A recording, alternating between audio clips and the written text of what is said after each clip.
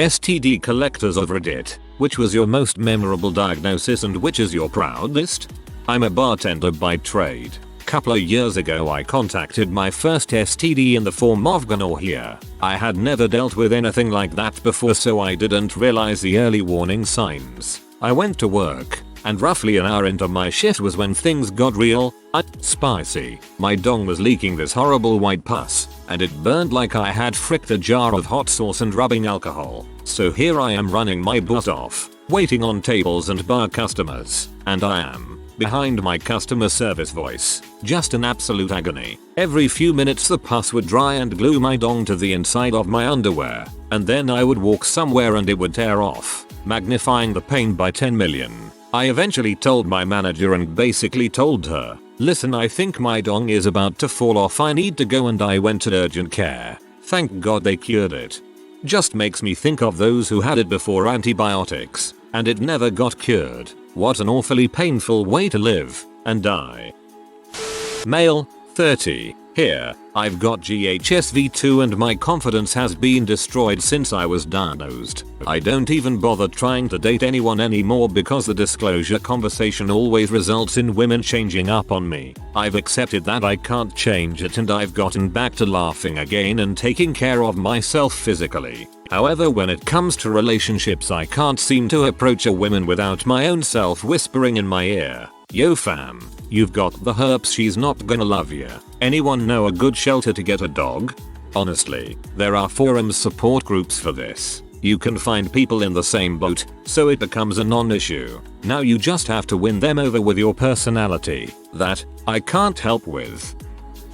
TLDR. Thought I had HIV. Panicked like mad, but it turned out just to be a easily treatable STI instead. I thought I had HIV once. I had recently been tested and got a text a couple of weeks later saying call this number immediately, so I did. It wouldn't go through, I tried again. It didn't go through. I had things to do, so I left it for a bit, and by the time I had finished it was too late to get through anyway. So, I googled the number. Little naive me clicked on the first result that appeared. The website was called AIDS Map. Alarms bells were ringing at this point, but I continued to scroll. The website gave all the spiel about the usual steez, etc. And then it had written, if you think you have HIV, contact your GP immediately, and then this number that rang me a line down with nothing else alongside it. This is where I went into panic mode. I got on my cycle and bolted it down to A&E, trying to ring the person I last slept with. So I got a text. Ah man, I can't even say it. I got a text and it says, ah frick. She was like, you've got chlamydia, I said with sheer worry in my voice. No, something more life changing.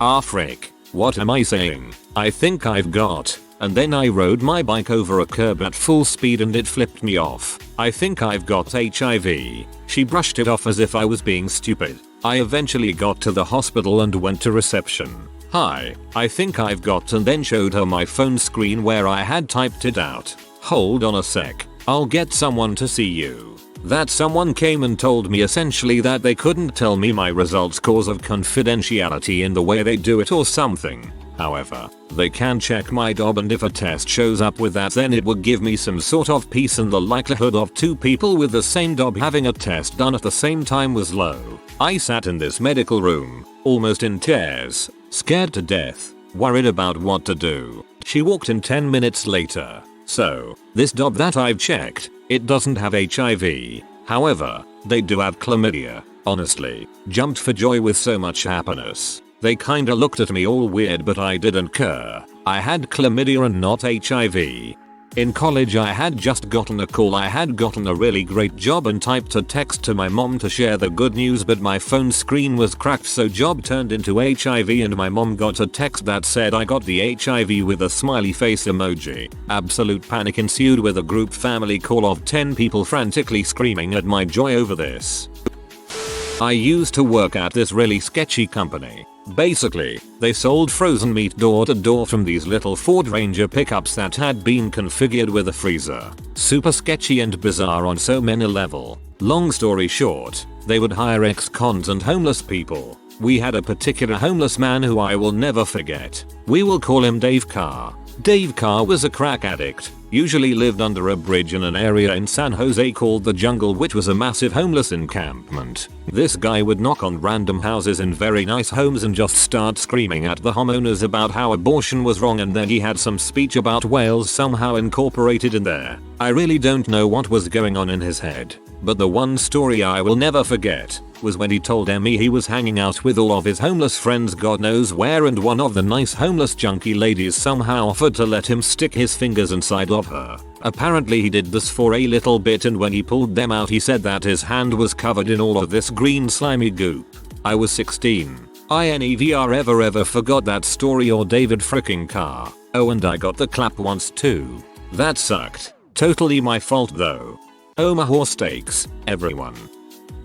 HIV. I was on a trip on my first commercial flight from Sacramento to San Diego to visit my girlfriend, and I didn't feel well. Once I got off the plane I made it to the hotel and had bouts of nausea and diarrhea for a few days straight, and finally decided to go to hospital. After waiting hours I was let into a room, and some time later an Asian woman wearing a mask and gloves entered. "Please leave the room," she told my girlfriend. "Let's call Beatrice." "No, she can stay, it's okay," I said. The doctor still hadn't looked at me, but looked back to Beatrice. "I think you should leave." I looked at Beatrice and said, "Can you please wait outside?" Right as the door closed the doctor said, "You have HIV." My mind instantly started racing, trying to problem solve. I can't have AIDS. I got tested before being with Beatrice and I was clean, I said. The doctor again, "You have HIV," while avoiding eye contact. I looked at my palms and for the first time in my life they were sweating. Really sweating.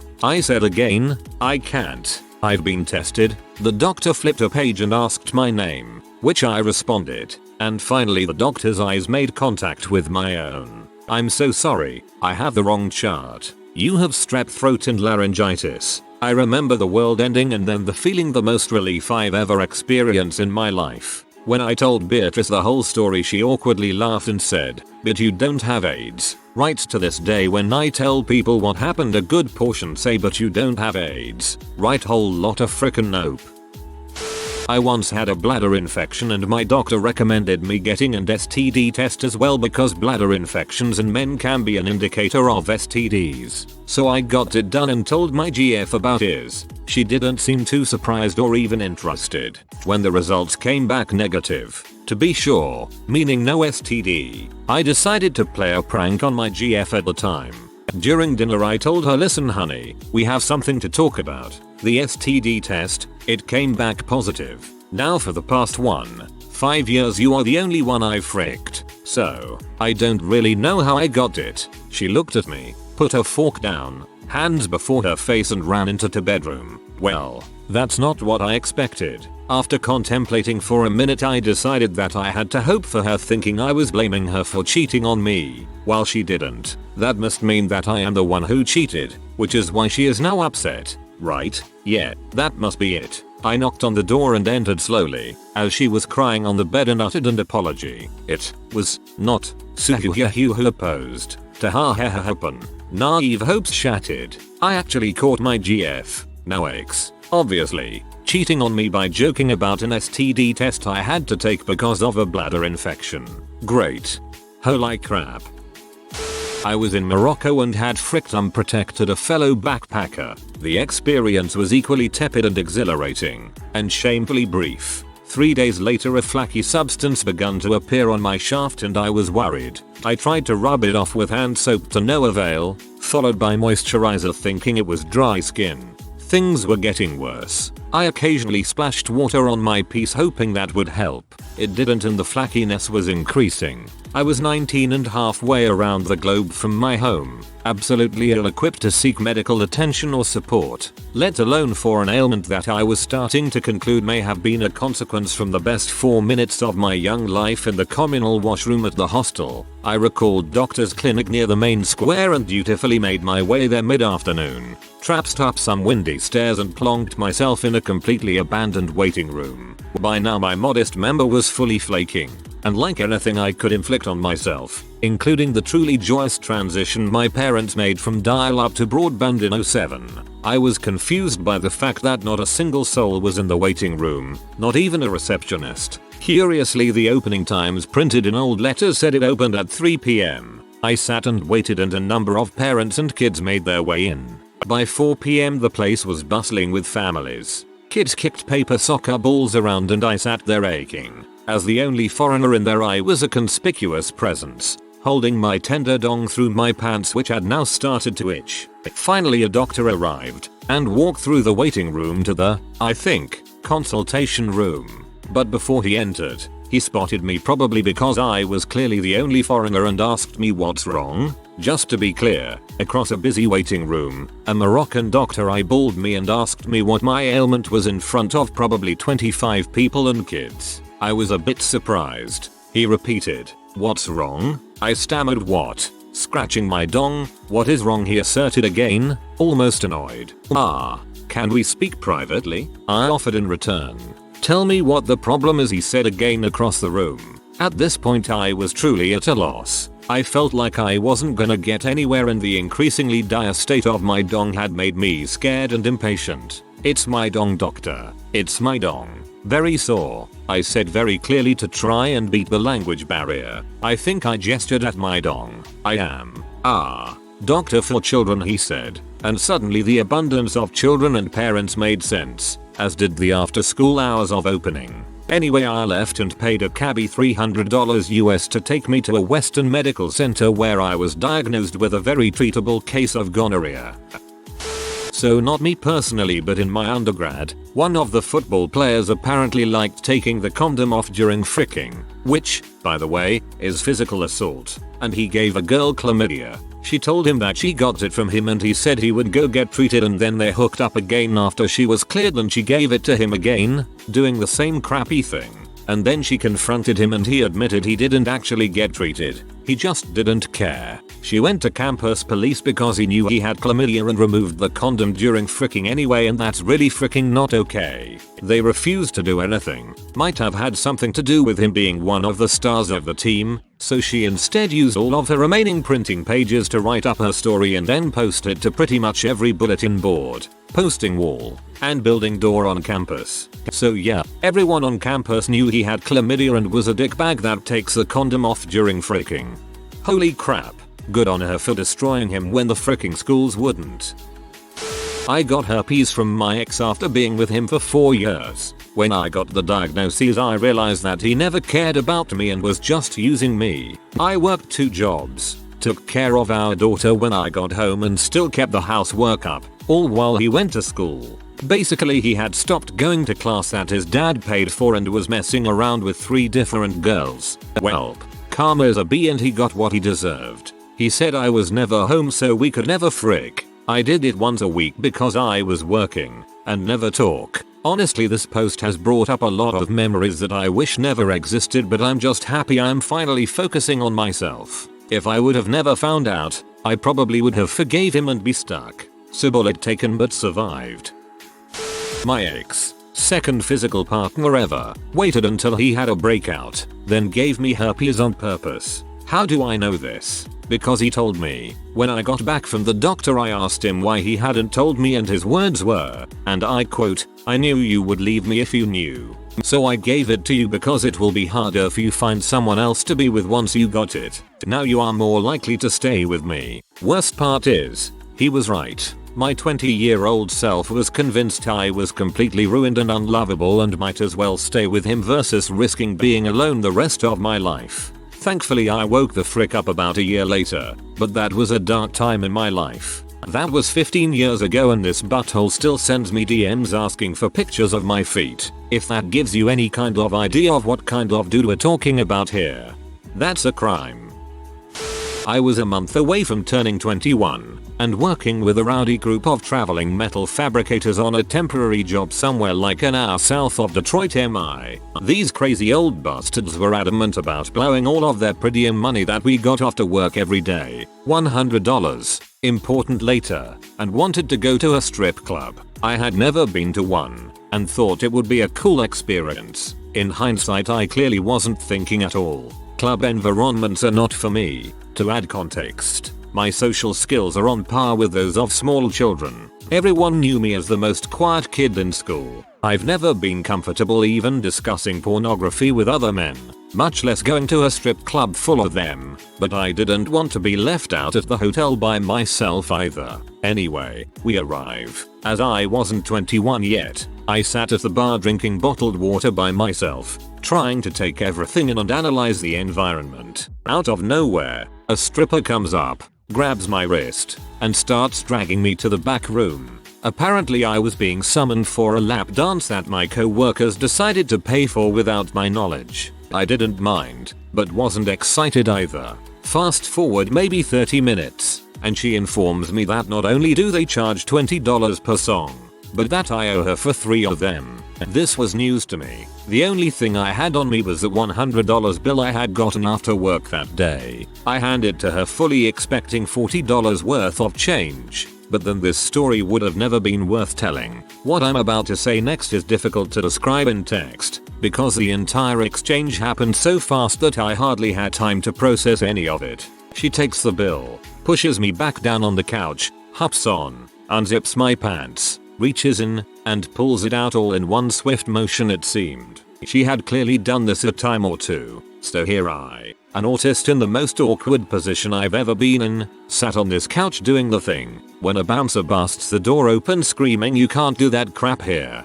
Thankfully, he actually never said a word to me. He marched her down the hall and I returned to my group, in complete shock of it all. I casually look at my friend and say I just banged her because what else is there to say in that situation? They reacted in disbelief as most would. The timing was incredible though, because she immediately came running out of the manager's office crying and yelled he called me a freaking W loud enough for everyone to hear. When we left we saw her in the parking lot with her bags packed. A few days later I was back home in my own state. One morning I wake up razor blades. I was scared to death I had caught something I'd never be able to get rid of. Turned out to be chlamydia. I caught it early so I only needed a shot of antibiotics and some pills. I'm not proud of this, but it's one of the craziest stories I've got.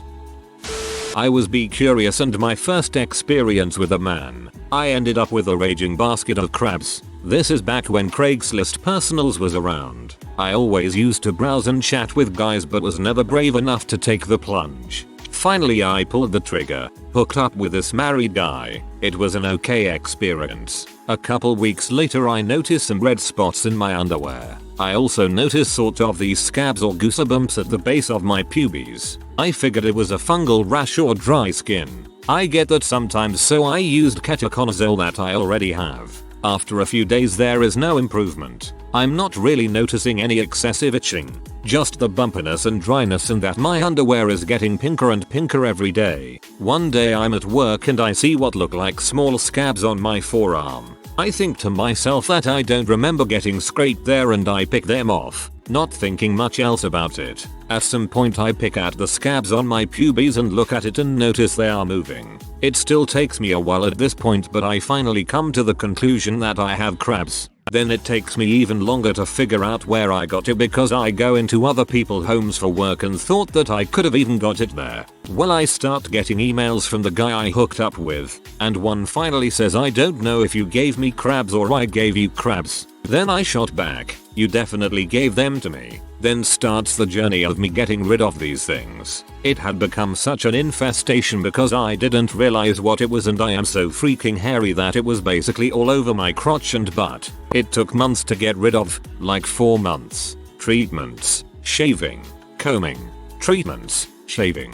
Finally the only thing that worked was shaving everything square inch between my belly button and my knees, and then using the heavy duty NYX shampoo again and again. Even when I had nothing, just in case. I would not recommend it to anyone, but in hindsight it's better than any of these drippy dong disease I'm currently reading about in this thread. The best part of the whole thing was the guy that gave them to me emails me months later and asks if I want to hook up again. Now that takes some serious crab covered balls. I defiantly said no, he wasn't that good. This is a kind of sad chlamydia story. Freaking as self-harm is a thing. I was using promiscuous behavior as an unhealthy coping method for mental disorders I hadn't yet been diagnosed with. When I was 20, my dad got cancer for the 3rd time and I was his home carer. He died 6 months later. When I moved back home to look after my dad, I stopped sleeping around. What started as grief turned into a whole system meltdown. I attempted suicide multiple times and was on a crisis track with an eating disorder. A year after my dad died, I was down to 97 pounds, 21, 5 feet 2. The thing about anorexia is that it destroys your kidneys and your heart first. I started getting UTIs. I'd get lectured and more hours in therapy and more CBT homework about healthy food habits and a big hump of antibiotics. 6 weeks later it would be back. Repeat this cycle for 3 years, during which time I was totally celibate, because, ick now, grieving and crazy. With the very first UT, getting asked when were you last active in your private life, my answer was a year and a half ago. My whole team of doctors and therapists assumed that all my ailments circled back to my anorexia. I also had chronic tachycardia BC of a drug interaction, but again, the doctors didn't notice that because of course anorexia ruins heart muscles. Go forward 3 years of celibacy and UT suffering. Another UT pops up, but I'm in a different country for grad school, so it's not my usual doctor from home. This one, per policy, does STI screenings. Winner winner chicken dinner. I have chlamydia. I was so angry. Almost 4 years of symptoms had been written off by my whole team of healthcare workers because your body is failing because of the anorexia. You have to work harder at getting better. Anyway. It was treated 3 consecutive courses of the right kind of antibiotics and my kidneys are scarred up to heck, but I'm alive and clap free. This is now another 3 years behind me. I'm still salty about it. HPV. Or maybe not. This year in February I noticed small wart-like growths down there. I immediately called my partner, and he shrugged it off like me falsely self-diagnosing and basically just told me to stop worrying and go see a doctor. The next day I called to the office, told the nurse what was going on, and she said that I can come in 2 weeks. I was pretty upset about it. I just wanted to get it treated, not wait for so long. But anyways, the day of my appointment comes. The doctor tells me that it's HPV and I have to get it treated in a hospital under anesthesia. I started panicking because I'm 19 and I really didn't want my parents to know. But anyways, I got an appointment for the surgery and was told that I have to go to my GP to do some tests, which just made it 100 times worse, because my GP is also my aunt. So I went there, told her what was going on. She somehow managed to stay professional and did the tests. A couple days later I got a call from the hospital saying that because of the pandemic, they cancel all appointments unless it's a life-death situation. 2 weeks later, the warts disappeared. In June, I went to my OBGYN with a yeast infection. She asked about the warts. I said that they disappeared. She looked at me kinda confused and said that it could be another diagnosis, but the only way to find out is to take a pap smear, which the insurance company only covers once a year. So now I have to wait until October to find out WTF happened. Weight collectors like people who have had a lot or the people running tests? I can definitely say my most memorable patient, S, was a couple, technically more the woman and couple, who had been together since like 19 or something and in 30s and never got tested because they were in long-term relationship. Turns out one of them had chlamydia before getting together and they'd both then had it for like decade plus. Came in because we're having fertility issues. Chlamydia left untreated that long will, or at least can, cause infertility. Getting her test results was heartbreaking for her because we found the cause of the problem and unfortunately it's irreversible at that point. If it's left untreated for that long it can cause scarring. TLDR. Get yourself routinely tested. Not all STIs have symptoms and untested STIs can have long-term ramifications on your health and reproductive system. If you are new to the channel, you can subscribe. I publish new videos every day. Until then, check another video.